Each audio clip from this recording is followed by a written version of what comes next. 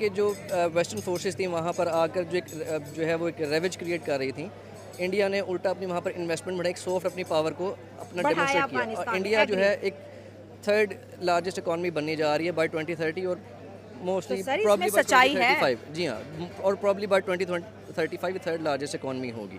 ठीक है, तो अफगानिस्तान को भी पता है कि किसके साइड हमने जाकर बैठना है। पाकिस्तान विल स्ट्राइक बैक, हम वहाँ पे बॉम्बिंग भी करेंगे, टीटीपी के टारगेट्स को हम निशाना बनाएंगे और मारेंगे उनको, एब्सोल्युटली मारेंगे। तो ये एक नई जंग का आगाज है? कोई जंग का आगाज नहीं है, बिल्कुल। आप हमें नुकसान देखें, आप हमें अगर थप्पड़ मारेंगे तो हम तो मुक्का मारेंगे ना, तो दैट इज द थिंग। तो Pakistan is absolutely ready, Pakistan की अफवाज रेडी है, हमें पता है।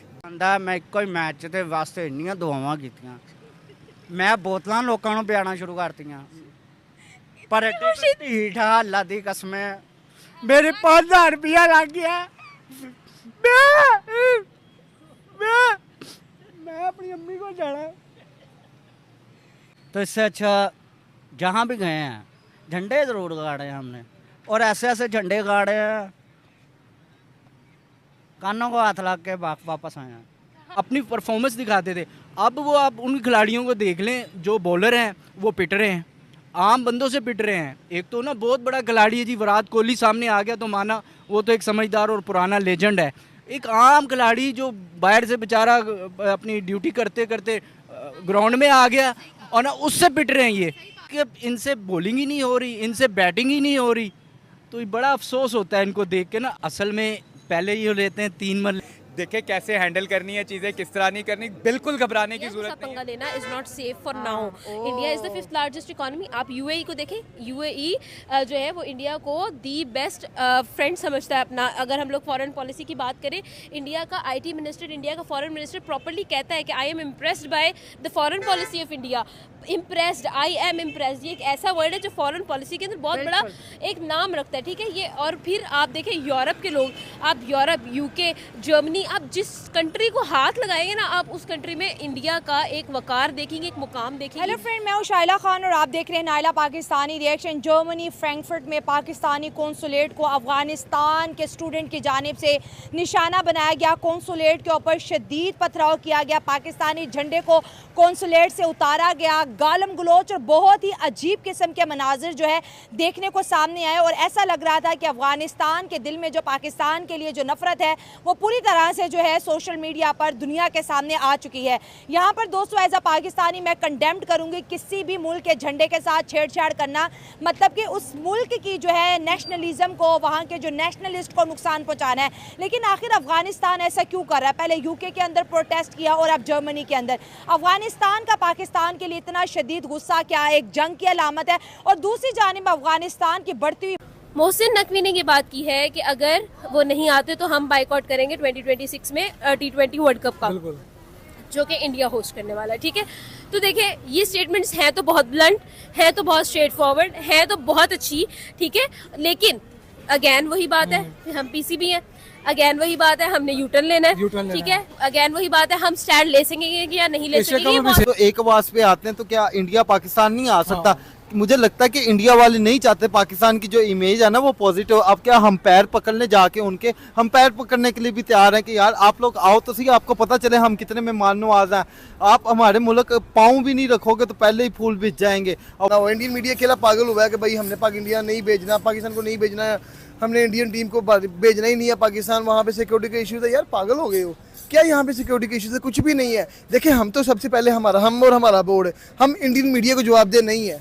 ठीक है, वहाँ पे बैठ के विक्रांत गुप्ता बात करता है कि भाई ठीक है हमें नहीं भेजेंगे, हमारे प्लेयर्स को सिक्योरिटी का इशू है। बीसीसीआई को कन्विंस करना जो है वो आईसीसी का काम है, और आईसीसी के रूल जो है वो बीसीसीआई के लिए भी वही रूल्स है, पीसीबी के लिए भी वही रूल्स है। मेरी आपसे रिक्वेस्ट है कि आप मोहसिन नकवी की बात सुने, माने, इस पे गौर फिक्र करें और हमारे मुल्क आए चैंपियनशिप ट्रॉफी खेलने। यार हमारे मैदान में आके आप अगर हमें हरा कर भी जाएंगे ना, हमें अफसोस नहीं होगा। देखो जहाँ पे हम इतनी दफा हारे, एक और दफा हार जाएंगे। ठीक है, मैम बात की जाए जैसे कि चैंपियन ट्रॉफी के एक ना मजाक बनी हुई है पाकिस्तान के लिए, लेकिन हमारे मोहसिन नकवी साहब ने कह दिया कि अगर इंडिया 2025 में नहीं आएगा चैंपियन ट्रॉफी के लिए पाकिस्तान, तो पाकिस्तान भी 2026 में नहीं जाएगा इंडिया खेलने के लिए। क्या कहते हैं वर्ल्ड कप, वो भी क्या कहते हैं आप इस बारे में? पहली बात ये है कि जो स्टेटमेंट मोहसिन नकवी की तरफ से आई है, undoubtedly it was a very blunt statement. उन्होंने कहा जी ठीक है, अगर वो नहीं आ रहे हैं तो ये आईसीसी का काम है कि वो उनको जो है कन्विंस करे, आईसीसी का काम है कि वो उनको यहाँ पर लेकर आए, पीसीबी का काम नहीं है कि वो कन्विंस करे हो इंडिया को। हाँ जी, बीसीसीआई को कन्विंस करना जो है वो आईसीसी का काम है, और आईसीसी के रूल जो है वो बीसीसीआई के लिए भी वही रूल्स है, पीसीबी के लिए भी वही रूल्स है, ठीक है।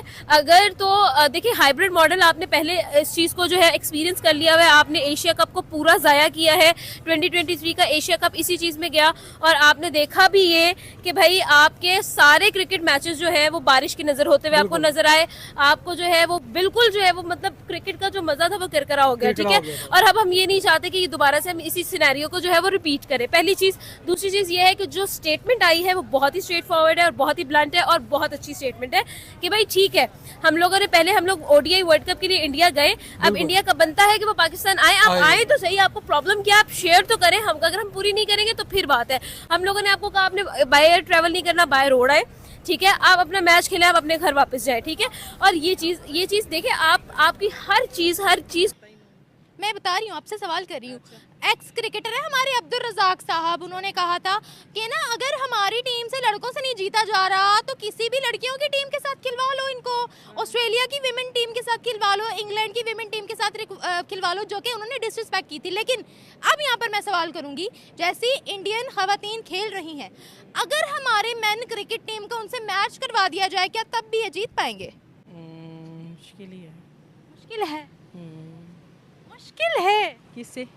इंडिया की खवातीन से, हमारे ये जो बाबर आजम साहब या हमारे जो फिर तो इंशाल्लाह जीत के मौका जीत जाएंगे। कैसे? आप लड़कियों को होला ले रही हैं। नहीं, लड़कियों को तो होला नहीं ले रही, स्पोर्ट की बात होती है ना, पीछे स्पोर्ट करें तो लड़कियां कामयाब होंगी, क्यों नहीं हो सकती। तो उनकी खवातीन से हमारे ये जीत जाएंगे बाबर आजम साहब। मेरी है तो यही कि जीत जाएंगी। डबल सेंचुरियां मार रही हैं, ये लोग 50 पर आउट होने वाले हैं। अच्छा ये हो सकता है। चलें ठीक है, थैंक यू सो मच। मैं ये बोलना चाहूँगा, ये खासकर पहले रिश्वतखोर बहुत है, मतलब कि पैसों से काम होता है ये जब मैच हो रहा होता है ना, पीछे आपने वर्ल्ड कप देखा ही है आपने, T20 जी, वो जब इंडिया ये पाकिस्तान वाले इंडिया वाले उधर गए थे, सारा मैच हमारे हाथ पे है, साथ ही बारिश हो पड़ी है, उन्होंने कहा दोबारा मैच होगा, जीतने में आए हैं, आपने देखा ही है। दोबारा कब मैच हुआ है? दोबारा मैच एक करवाया गया था ना इंडिया में।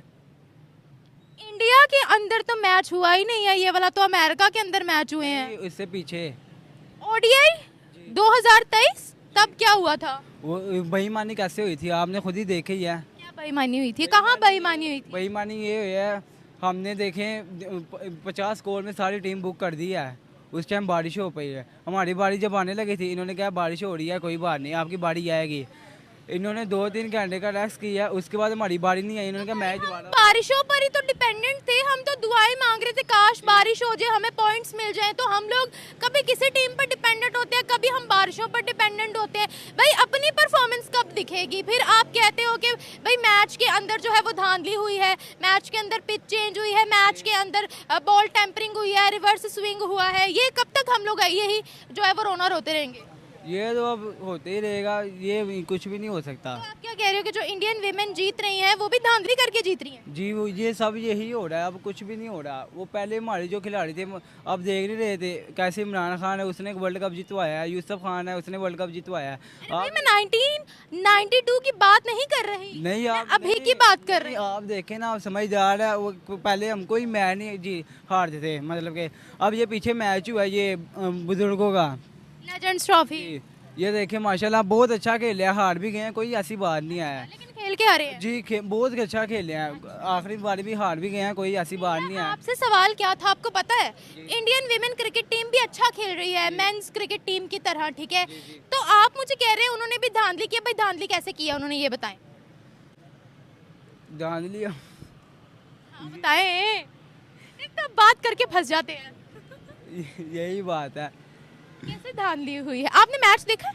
मैच मैंने देखा है। अच्छा तो फिर बता दें कैसे धांधली? मुझे माशाल्लाह का बहुत शौक है मैच का, अब ये इतनी समझ नहीं है, अंदर वाली आपको पता है, अंदर वाली बातों का हमें पता ही नहीं होता। आप ये क्यों नहीं मानते कि वो मेहनत करके जीती हैं? वो मेहनत की बात दूर है, हमारी पाकिस्तान की टीम देखे कैसी मेहनत करती है, वो आप देख नहीं रही। अच्छा मुझे ये बताएं, पाकिस्तानी टीम जितनी मेहनत करती है ना वो दिख रहा है। इंडियन विमेन है शिफाली वर्मा, हरमनप्रीत कौर, ये एक और नाम आई थिंक रिचा उनका नाम है, ये तीनों लड़कियां बहुत अच्छा प्ले कर रही हैं, बहुत अच्छा प्ले कर रही हैं।